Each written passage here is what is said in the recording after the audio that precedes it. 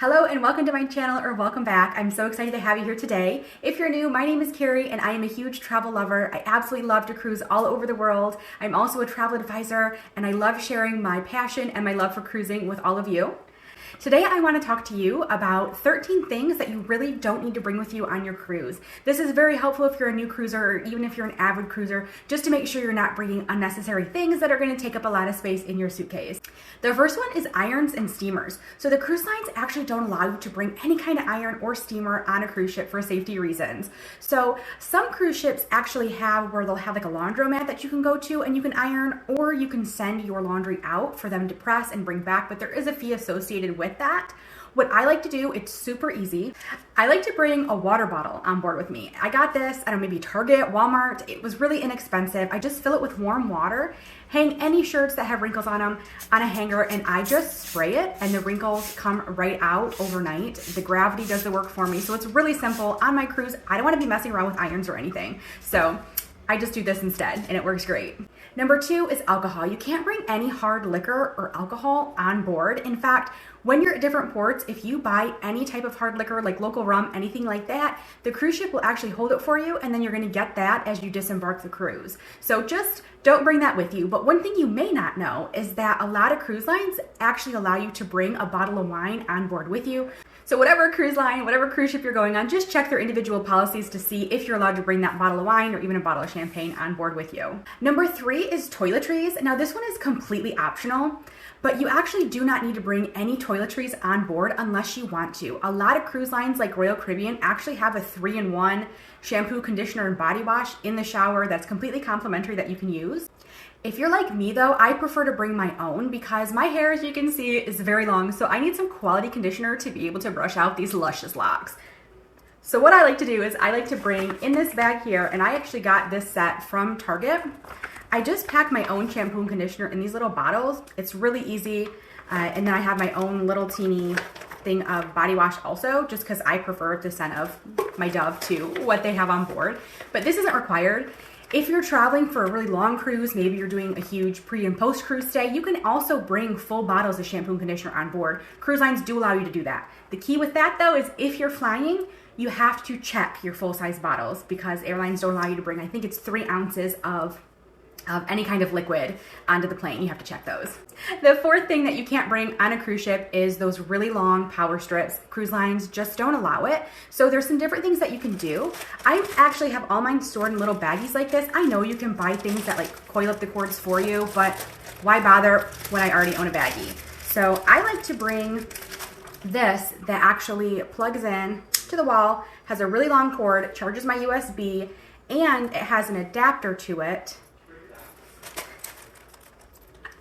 And it has an adapter to it that charges my micro USB. So this works great for me, even though it doesn't charge multiple things at once. I'm typically only charging my cell phone, maybe my Kindle. I don't need to charge them all at once. And they do have different outlets throughout the cruise cabin that you can use if you need to plug in more than one of these. Now you may be thinking, hey, I have some medical needs. I need to bring a CPAP machine on board, and I'm gonna need that to reach exactly to my bed. And maybe the cruise ship you're going on doesn't have outlets right next to the bed, because yes, sometimes it's frustrating. They don't always have outlets right next to the bed.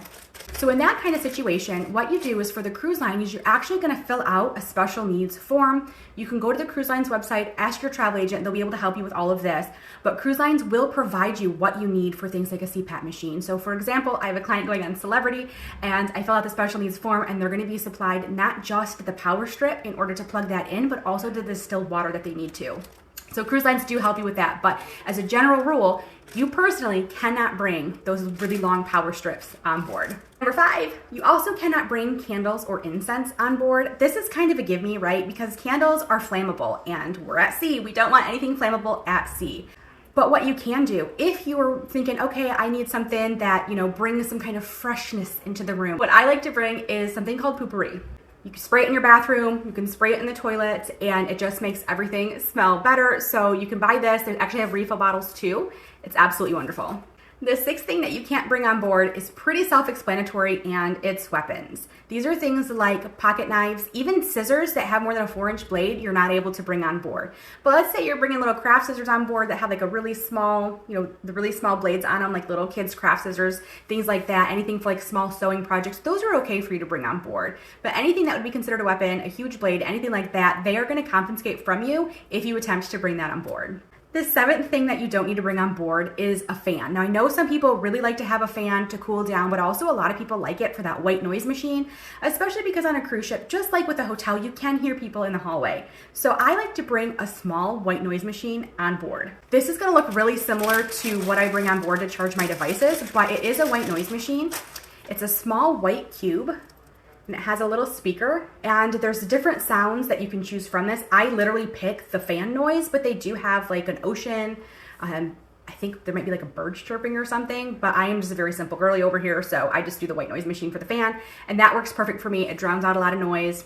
It barely takes up any room in your luggage too, which is really nice. Now, if you feel like you still really want a fan because you need that air blowing on you in the middle of the night, you can request one from your room steward. Ask to see if they have any fans available on board. It is a first come, first serve kind of thing, so it's not guaranteed, but some of the cruise lines do have that if that's your preference. The eighth thing that is completely optional for you to bring on board is snorkel gear. I know that some people really love to snorkel, especially if you're coming with kids, but you don't need to bring all that snorkel gear on board with you. In fact, if you're doing an excursion where you snorkel, they're going to provide that equipment for you. And some of the beaches that you can go to also have the snorkel equipment where you can rent it there. So that can help save a lot of room in your luggage. Number 9 is hair dryers. What you may not know is that cruise lines actually have a hair dryer for you in every single cabin. A lot of times it's in the desk drawer that you pull out, so no need to take up room in your suitcase with a hair dryer. Number 10 is CBD products. So I know CBD is becoming a lot more popular, especially in the States, but many cruise lines do not allow you to bring any kind of CBD products on board.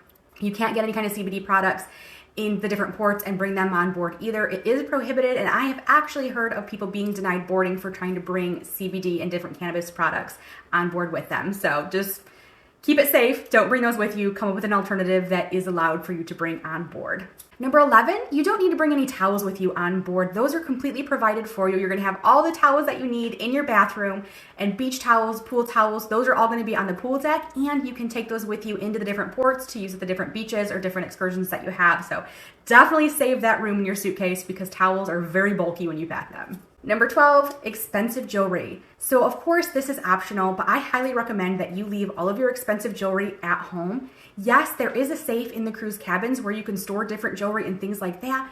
But if you plan to wear them off of the ship into different ports, just for safety reasons, I highly recommend you don't bring anything super sentimental to you and just wear costume jewelry or inexpensive jewelry. And number 13, you don't really need to pack too many shoes. A lot of people think that they need shoes for all different occasions, all different outfits, but that can take up a ton of room in your luggage and it's just not needed.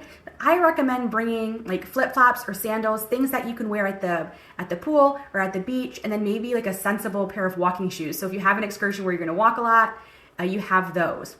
Personally, I have flip-flops that also look a little bit dressy, so I can wear them with dresses and things like that on a formal night, and they work both ways. So just try not to overpack on shoes or even your clothes, because oftentimes you're gonna bring way more than what you actually need. I hope this helps. Let me know in the comments if there's anything that I missed and anything that you think that you used to bring on a cruise ship, but now you don't because you've realized that you just really don't need to pack it. I'll catch you on the next cruise. Bye.